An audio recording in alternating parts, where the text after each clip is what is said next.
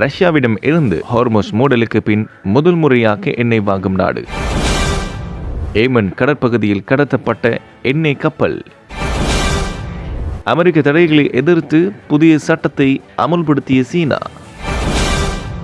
மத்திய கிழக்கு நாடுகளுக்கு ஆயுதங்கள் வழங்க அமெரிக்கா அவசர ஒப்புதல். ஜப்பான் முதல் முறையாக ஹார்முஸ் நீரிணை மூடப்பட்ட பின் ரஷ்யாவிலிருந்து கச்சா எண்ணெயை வாங்குகிறது. மத்திய கிழக்கில் ஏற்பட்ட மோதல் உலகளாவிய எரிசக்தி விநியோகத்தை சீர்குலைத்தது. ஹார்முஸ் நீரிணை மூடப்பட்டிருப்பதன் காரணமாக உலக பொருளாதாரம் தள்ளாடி கொண்டிருக்கிறது. இதனால் பல நாடுகளின் அரசாங்கங்கள் மாற்று எரிசக்தி ஆதாரங்களை பெறுவதற்கு தற்போது தீவிரமாக முயன்று வருகின்றன. அவற்றில் ஆசிய நாடான ஜப்பானும் ஒன்று.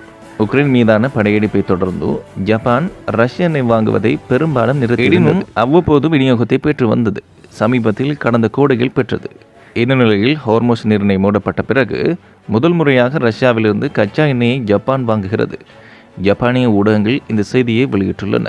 ஏடன் வளைகுடாவில் அடையாளம் தெரியாத தாக்குதல்தாரிகள் எண்ணெய் கப்பல் ஒன்றை கடத்தி சோமாலியாவை நோக்கி செலுத்தியதாக ஏமன் கடலோர காவல்படை தெரிவித்துள்ளது. ஏமனின் சௌபா மாகாணத்துக்கு அருகே யுரேகா என்ற எண்ணெய் கப்பலுக்குள் நுழைந்து அதனை தங்கள் கட்டுப்பாட்டுக்குள் கொண்டு வந்து பின்னர் அதை கடத்தி சென்றுள்ளதாக கூறப்படுகிறது. சர்வதேச அளவில் அங்கீகரிக்கப்பட்ட ஏமன் அரசாங்கத்துடன் தொடர்புடைய கடலோர காவல்படை இந்த தாக்குதல் குறித்து விசாரிக்க உறுதியளித்துள்ளது.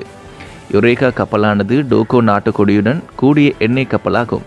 அது மார்ச் மாத இறுதியில் ஐக்கிய அரபு அமீரகத்தின் ஃபுஜைரா துறைமுகத்தில் இருந்ததாக தெரிவிக்கப்பட்டது. 2000 ஆண்டுகளில் சோமாலிய கடற்கரையில் கடற்கொள்ளை தலைவிரித்து ஆடியது. 2011இல் நூற்றுக்கணக்கான தாக்குதல்களுடன் இது உச்சத்தை அடைந்தது. ஆனால் சர்வதேச கடற்படை பணியமர்த்தர்கள் மற்றும் வர்த்தக கப்பல் போக்குவரத்தின் புதிய உத்திகள் ஆகியவற்றால் இது கணிசமாக குறைக்கப்பட்டது.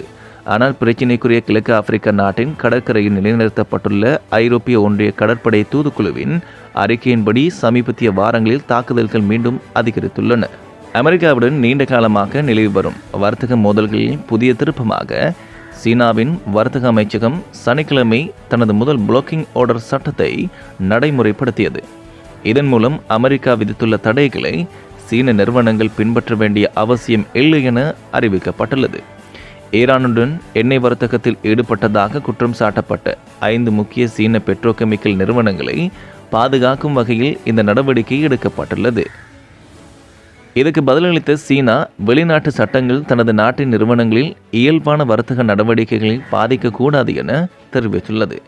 ஐநா அனுமதி இல்லாமல் அமெரிக்கா விதிக்கும் ஒருதலை பட்ச தடைகள் சர்வதேச சட்டத்திற்கும் நாடுகளுக்கிடையேயான உறவுகளின் அடிப்படை விதிகளுக்கும் முரணானவை என சீன அரசு தெரிவித்துள்ளது. இந்த பிளாக்கிங் ஆர்டர் மூலம் சீனா தனது தேசிய சுயாட்சி, பாதுகாப்பு மற்றும் வளர்ச்சி நலன்களை காக்கும் முயற்சியில் ஈடுபட்டுள்ளது.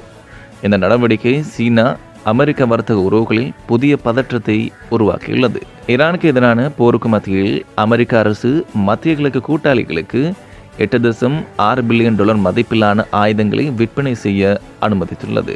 அவசர சூழ்நிலை காரணமாக காங்கிரசின் ஒப்புதலை தவிர்த்துவிட்டு நேரடியாக இந்த ஆயுத ஒப்பந்தங்களை விரைவுபடுத்தியுள்ளதாக அமெரிக்க வெளிவிவகார செயலாளர் மார்க்கோ ரூபியோ தெரிவித்துள்ளார். இஸ்ரேலுக்கு $992 மில்லியன் மதிப்பிலான APKW வெப்பன்ஸ் மற்றும் தொடர்புடைய உபகரணங்கள் வழங்கப்பட உள்ளன. குவைத் நாட்டிற்கு $2.5 பில்லியன் மதிப்பிலான பெட்டில் கொமன் சிஸ்டம்ஸ் வழங்கப்பட உள்ளன. ஆனால் ஈரான் போரில் அதிகளவில் ஆயுதங்கள் பயன்படுத்தப்படுவதால் எதிர்காலத்தில் சீன தைவான் பிரச்சினையில் மோதல் ஏற்பட்டால் அமெரிக்காவின் ஆயுத கையிருப்பு போதாது என நிபுணர்கள் எச்சரிக்கின்றனர்.